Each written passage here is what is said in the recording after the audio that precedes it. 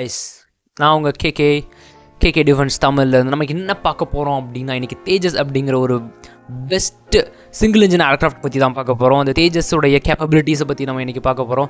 தேஜஸ் அப்படிங்கிறது வந்து ஒரு எல்சிஏன்னு சொல்லுவாங்க, light compact aircraft. Light compact aircraft அப்படிங்கிறது ரொம்ப சிறுசாக இருந்தாலும் அது வந்து ரொம்ப எஃபிஷியண்ட்டான ஒரு லைட் காம்பேக்ட் ஏர்க்ராஃப்டாக நம்ம தேஜஸை உருவாக்கியிருக்கோம். தேஜஸ் அப்படிங்கிறது நம்மளுடைய ஃபஸ்ட் ஏர்க்ராஃப்ட் அப்படின்னு சொல்லலாம்.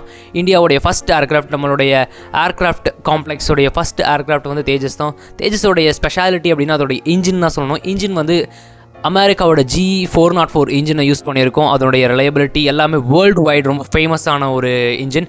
அது மட்டும் இல்லாமல் நம்ம ரேடார் வந்து இஸ்ரேலியோட ரேடார் யூஸ் பண்ணியிருக்கோம், ELM அப்படின்னு சொல்லிட்டு. ELM வந்து இஸ்ரேலோட ரொம்ப பவர்ஃபுல்லான ரேடார்ஸில் ஒன்று. அது மட்டும் இல்லாமல் நம்ம இந்தியாவுடைய அப்படின்னு சொன்னாலே மிசைல்ஸ் தான். மிசைல் அப்படிங்கிறது வந்து நமக்கு ஏர் டு ஏருக்கு, ஆஸ்ட்ரா இருக்குது.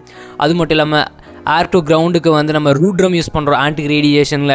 அது மட்டும் இல்லாமல் இஸ்ரேலுடைய டர்பி, பைத்தான் மாதிரியான ஏவுகணைகளுடைய அது வந்து ஒரு மிகப்பெரிய ஒரு மான்ஸ்டர் அப்படின்னு சொல்லலாம். அது மட்டும் இல்லாமல் அது ரொம்ப ரிலையபிளான ஒரு ஏர்க்ராஃப்ட். எப்படி சொல்கிறோம் அப்படின்னா, தேஜஸ் வந்து கிட்டத்தட்ட 20+ இயர்ஸ் ஆச்சு. ஆனால் வந்து 2 ஆக்சிடென்ட் மட்டும்தான் வந்து பாயிண்ட் அவுட் பண்ணியிருக்காங்க இது வரைக்கும். மித்த ஏர்க்ராஃப்ட் பற்றி பார்த்திங்கன்னா ரொம்ப ஃபேமஸான ஒரு ஏர்க்ராஃப்ட் அப்படின்னா நம்ம ரஃபேலுக்கே 4 ஏர்க்ராஃப்ட் வந்து ஆக்சிடென்ட் ஆயிருக்கு. ஆனால் நம்ம தேஜஸ்க்கு வந்து 2 ஏர்க்ராஃப்ட் மட்டும் தான் ஆக்சிடென்ட் ஆயிருக்கு. இது வந்து ஒரு ரிலையபிளான ஒரு பிளாட்ஃபார்ம். அது மட்டும் இல்லாமல் இதில் வந்து டெக்னிக்கல் இஷ்யூஸ்னால வந்து இது ஒரே ஒரு தடவை தான் ஆயிருக்கு. மித்தபடி நான் டெக்னிக்கல் இஷ்யூவில் தான் ஒரு தடவை துபாயில் கிராஷ் ஆயிருக்கு. இது வந்து ப்ரைட் ஆஃப் இந்தியா அப்படின்னே சொல்லலாம். அந்தளவுக்கு இது ரிலையபிளான ஒரு பிளாட்ஃபார்மாக இருக்குது. Thank you very much.